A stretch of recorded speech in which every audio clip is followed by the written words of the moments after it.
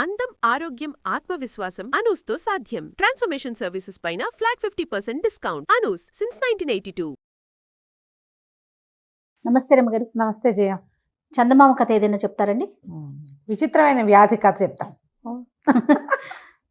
వ్యాధుల్లో టైటిలే చాలా విచిత్రంగా ఉంది రమ్మగారు. వ్యాధుల్లో విచిత్రాలు ఉండవు. కొన్ని జబ్బులే ట్రికీగా ఉంటాయి. కొంతమంది ట్రికీ బిహేవియర్ తో దాన్ని జబ్బుగా పరిణమింప చేసుకుంటారు. ఈ మధ్య కాలంలో అయితే మరీ ఎక్కువైపోయినాయండి. అసలు అది ఎందుకు వస్తుందో తెలీదు. అది జెంటికల్ గా వస్తుందా లేకపోతే మన అలవాట్ల వల్ల వస్తుందా, ఏ రీజన్ తెలియదండి. విచిత్రమైన జబ్బులు రమ్మగారు. అవును, ఆటో ఇమ్యూన్ డిసీజెస్ అంటారు. ఎందుకు వస్తుంది? పిల్లలు చూసి చక్కగా ఉండగా శుభ్రంగా పళ్ళల్లే ఉంటారు. సడన్ గా వాడికి ఏదో జబ్బు చేస్తుంది. ఎందుకు అలా వచ్చిందో ఎవరికి తెలియదు. ఓహో, డబ్బులు ఖర్చు అయిపోతాయి, పిల్లలేమో వెళ్ళిపోతారు, అమ్మ నాన్నలకి పాపం. అవునండి, లోకాన్ని మిగిల్చి వెళ్ళిపోవటమే. అబ్బో, పెద్దవాళ్ళకు కూడా అలాగే వస్తున్నాయి క్యాన్సర్. పేర్లు చెప్పకో, ఆ పేరు ఎత్తుకోకూడదు. అసలు భయం వేస్తోంది. ప్రతి పక్కింట్లోనూ ఉంది. అవునండి. ఈ విచిత్రమైన వ్యాధి ఇంకా విచిత్రమైంది. ఒక ఊళ్ళో, పల్లెటూరులో ఓ సాయమ్మ, రంగన్న భార్యాభర్తలు ఉన్నారు. వీళ్ళు ఏంటంటే కొంచెం పెద్దవాళ్ళు అయిపోయారు, మధ్య వయస్సు దాటారు, పిల్లలు కలగల. వాళ్ళిద్దరే ఉంటుండేవాళ్ళు.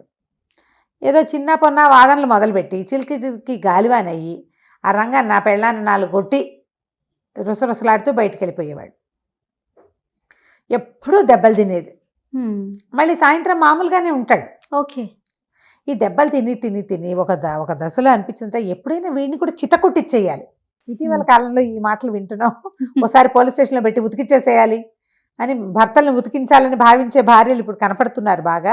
పాతకాలంలో కూడా ఉండేవాళ్ళు. ఎవరైనా సరే వీడిని తంతే గానీ ఆ తన్నుల నొప్పేంటో వీడికి తెలీదు.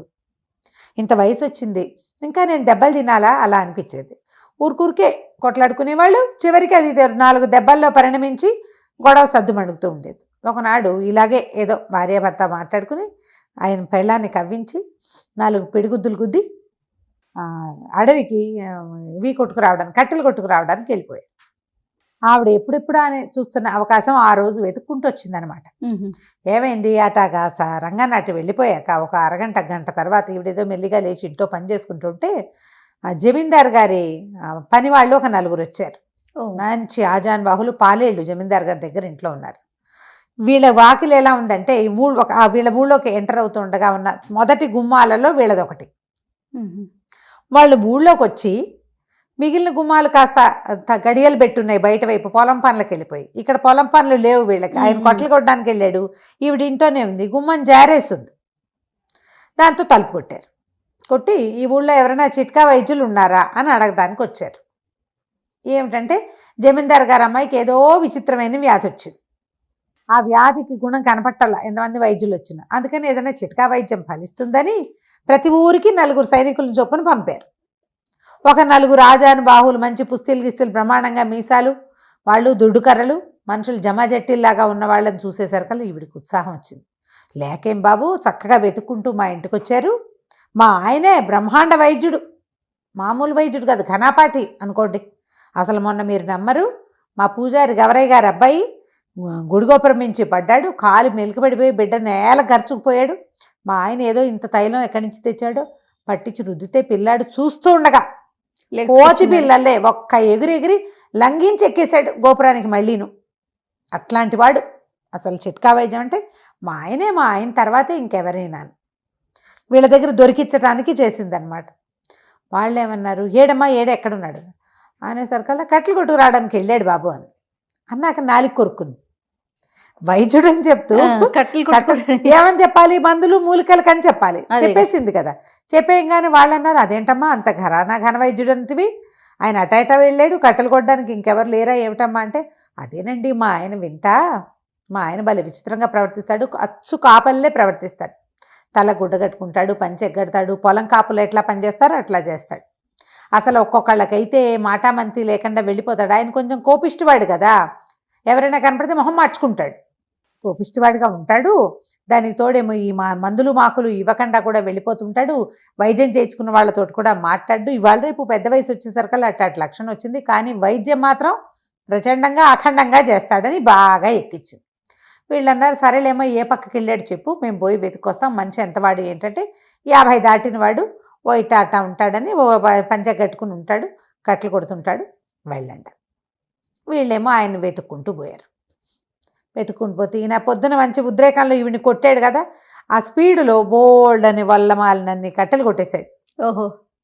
అవి కర్రతో ఒక తాడుతోటి మూడేయటానికి ప్రయత్నం చేస్తుండగా ఈ నలుగురు ఆజానుబాహులుగా ఉన్న పని వాళ్ళు చేరారు. అయ్యా మీరేనండి రంగన్న గారు, ఫలానా సాయమ్మ గారి మొగుడు, ఫలానా ఇంటి వాళ్ళు మీరేనా అన్నారు. నేను అవునో కాదో చెప్పాలంటే ముందు మీకు ఏం పని మీద వచ్చారో మీరు చెప్పండి అంటే, మీ దగ్గర వైద్యం చేయించుకోవడానికి వచ్చామండి అన్నాడు. వైద్యుడిని అయితే నేను కాదు, సాయమ్మ మొగుడిని అయితే నేనేనన్నాడు. అనేసరికల్లా ఆవిడ ముందే ఇచ్చిందిగా హింటు, నేను వైద్యుడిని కానంటాడని. వైద్యం చేయనంటాడు కానీ చేస్తాడు అని.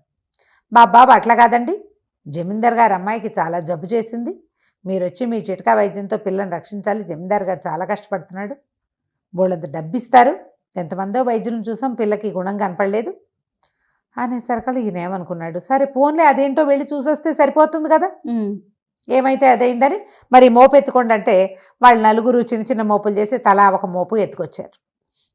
4 మోపులు ఇంటి దగ్గర పారేసి ఆ నలుగురు పెద్ద మనుషులతో కలిసి ఈ సాయి రంగన్న గారు పోయాడు. వెళ్ళేసరికల్లా జమీందార్ గారు చేతులు నలుపుకుంటూ తిరుగుతున్నాడు అటు ఇటు. మా పిల్లకి అస్సలు బాగలేదు, మాట పడిపోయింది ఉన్నట్టుంది. ఎంత వైద్యం చేసినా మాటే రాలా, పిల్లకి మిడిగుడ్లు పడ్డాయి, అట్లా చూస్తూ ఉంటుంది, నోటి నుంచి మాట రావట్లేదు, మీరే ఏదైనా చెయ్యాలన్నాడు. ఈయన ఏం చేశాడు, కాస్త ఆలోచించి శరీర తాలూకు నిర్మాణము, ఆ జబ్బులు, వాటిని గురించి ఒక స్పీచ్ ఇచ్చాడు గంభీరంగా ఇస్తే ఈయన ఆశ్చర్యపోయాడు. చూస్తే మనిషి బాగున్నాడు, 50 ఏళ్ళు దాటాడంటే ఏదో పిచ్చి వేషాలు వేయడు, మంచివాడే అయి ఉంటాడు.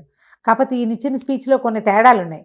అదేమిటంటే, చిన్నప్పటి నుంచి నేను విన్నాను గుండె ఎడం పక్కన ఉందని నాకు తెలుసు, మీరు ఏదో కుడి పక్కన ఉందని చెప్తున్నారు ఏమిటండి అన్నాడు. అనగానే ఈయన సర్దుకుని ఏమన్నాడంటే, ఇది వరకు అటే ఉండేదండి, కాలక్రమాన ఈ మనుషులు ఎగురులు దూకుళ్ళు ఎక్కువ ఎడం పక్కకి జరిగిపోయింది, మరి మీ పిల్లని చూపించండి అన్నాడు.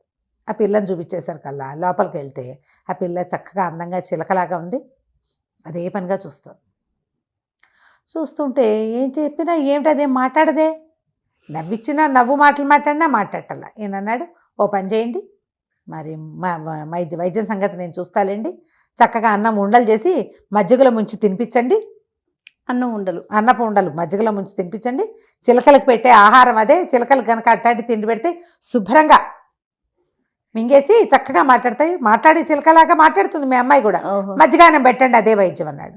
రోజు పెడుతూనే ఉన్నామండి అన్నారు వీళ్ళు. మీరు ఎట్టా పెడుతున్నారు అంటే, ఏముంది అన్నం పిసికేసి మజ్జిగ పోసి పలచగా చేసి పెడుతున్నాం. కాదు, నేనేం చెప్పాను, అన్నం ఉండలు చేసి మజ్జిగలో ముంచి పెట్టమన్నాను, ఇలా పెట్టండి గుణం కనపడుతుంది, వెళ్ళొస్తానన్నాడు. రాజుగారికి ఈయన పర్సనాలిటీ మీద, ఈయన మాట్లాడిన మాట మీద, ఈయన కంటి మీద గురి బాగా కుదిరింది. చాలా సంతోషించి ఓ 1000 వరహాలు చేతిలో పెట్టాడు. మీరు చెప్పినట్టే చేస్తాం, కాస్త అప్పుడప్పుడు వచ్చి అమ్మాయిని చూస్తూ ఉండండి గుణం కనపడేదాకా. ఈయన ఇంటికి వెళ్ళి పెళ్ళానికి చెప్పాడు, వాళ్ళు ధనం ఇస్తామన్నారు, ఏవో 1000 వరహాలు ఇచ్చారు, ఇంకా ఇస్తారట అంటే ఆశ్చర్యపోయింది. ఇదేం వైద్యం, నువ్వేం చెప్పావు అంటే ఏదో చెప్పానన్నాడు. మందేం వేసొచ్చా, మందేం వేయలా, మజ్జిగ అన్నం ఉండలు చేసి మజ్జిగలో ముంచి పెట్టమన్నానంటే నవ్వుకున్నారు ఇద్దరు. ఇంతలో ఏమిదో కుర్రాడు వచ్చి మీరేనా డాక్టర్, మా జమీందార్ గారికి వెళ్ళిన డాక్టరు అన్నాడు.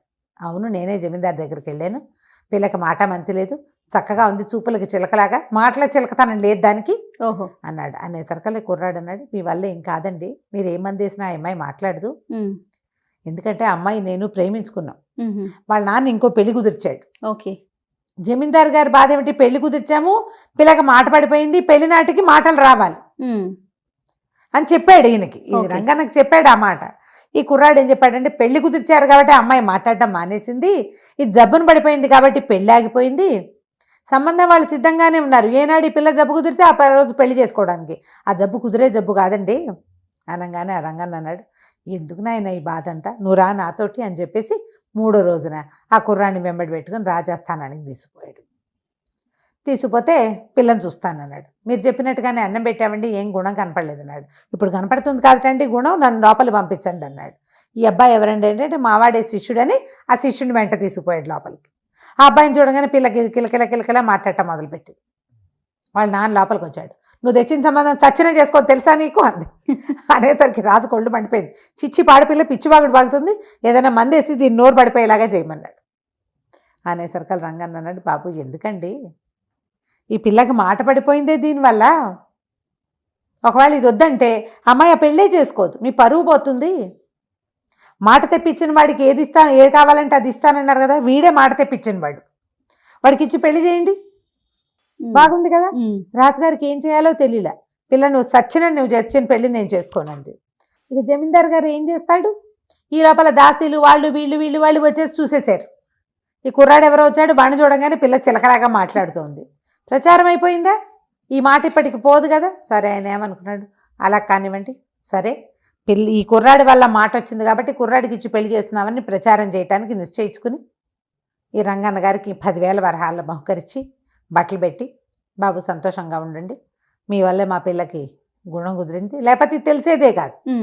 సరే ఆయన ఇంటికి వెళ్ళిపోయాడు, పెళ్ళాన్ని చూపించాడు, చూడవే ఎంత డబ్బులు వచ్చినాయని. ఆవిడ ఏమందంటే, నువ్వు నన్ను కొట్టడం వల్ల నిన్ను తన్నించడానికి నేను ఏర్పాటు చేశాను, చివరికి ఇది డబ్బు సంపాదన మార్గంగా వచ్చింది, అమ్మాయి గారి విచిత్రమైన వ్యాధి మనకి ఇది వచ్చింది, నువ్వు నీ వ్యాధి కూడా తగ్గించుకో, ఇదివరకు సంపాదన లేక పని లేక కొట్టేవాడివి, ఇంత డబ్బులు వచ్చినాయి, చక్కగా 4 గొడ్డు గోదా పెట్టుకుని కాస్త ఇల్లు వాకిలి ఏర్పరచుకుంటే ఆ పని ఉంటుంది కదా. అవును, ఖాళీగా ఉండకపోవడంతో ఇంకా ఆయన ఎప్పుడూ కొట్టలేదట, వాళ్ళిద్దరూ హాయిగా ఉన్నారు. కథ కంచుకి మనం ఇంటికి. చాలా బాగుందండి. నమస్తే. నమస్తే.